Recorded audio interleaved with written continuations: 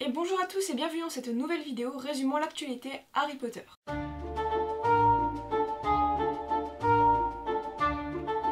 La version illustrée de Harry Potter à l'école des sorciers, réalisée par Jim Kay, est dans la liste pour la médaille Kate Greenaway qui récompense les illustrations des livres pour enfants.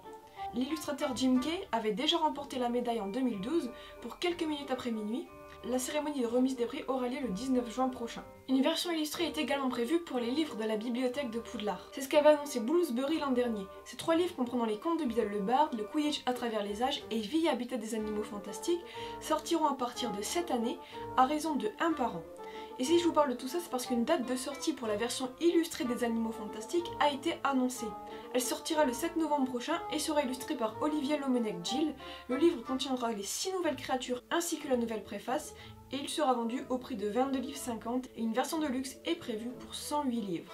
Pour continuer sur Vie et habitat des animaux fantastiques, la nouvelle version est désormais disponible et nous pouvons en découvrir le contenu.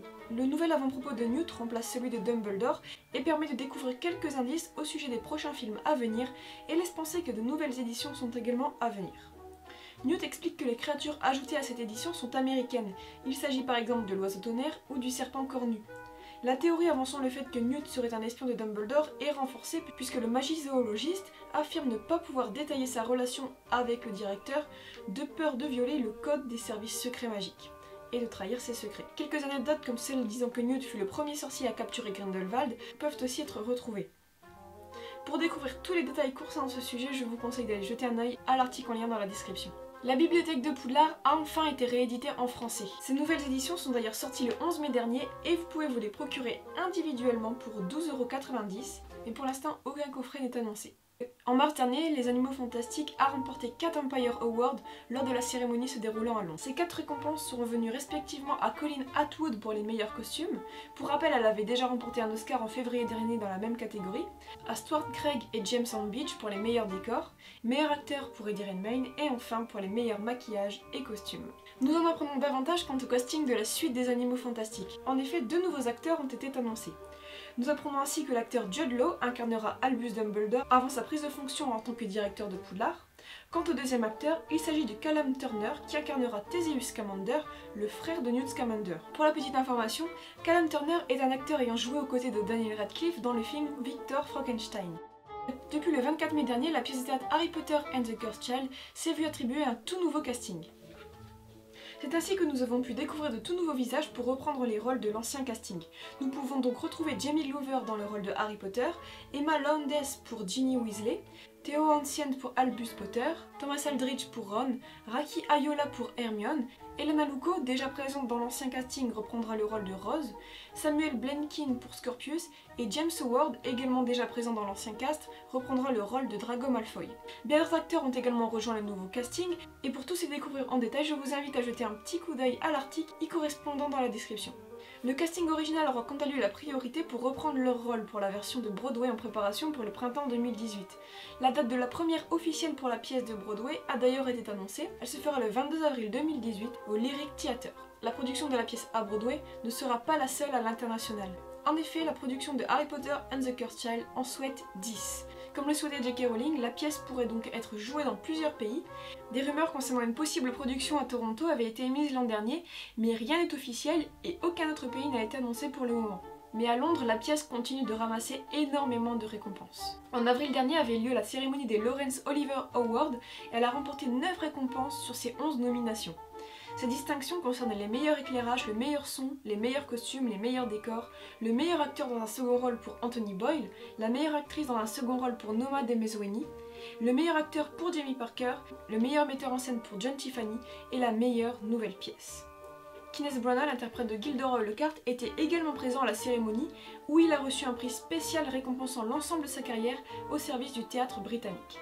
L'édition définitive collector de Harry Potter and the Cursed Child a enfin sa date de sortie. En effet, le livre sorti l'an dernier n'étant que la version des répétitions, cette nouvelle version contiendra la version finale de tous les dialogues, un arbre généalogique des Potter, une chronologie des événements du monde magique antérieur à Cursed Child et une transcription d'une discussion entre Jack Thorne et John Tiffany. Le livre paraîtra en anglais le 25 juillet prochain.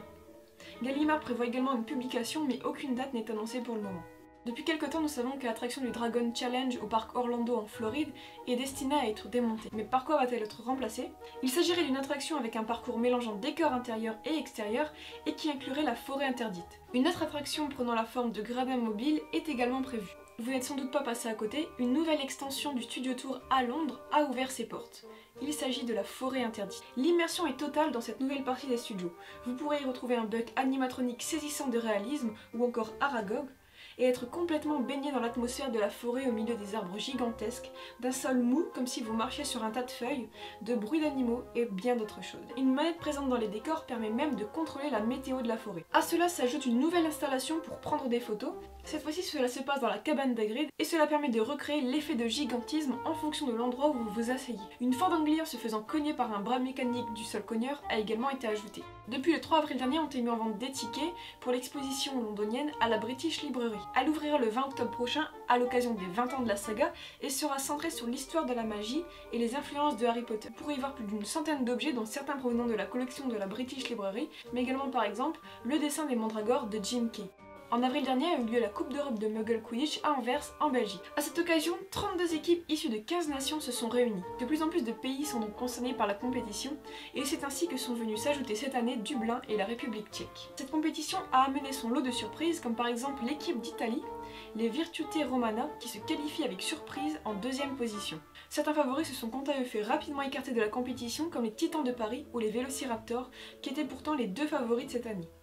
Grand étonnement aussi du côté des Tornadoes qui se retrouvent éliminés en 8e de finale.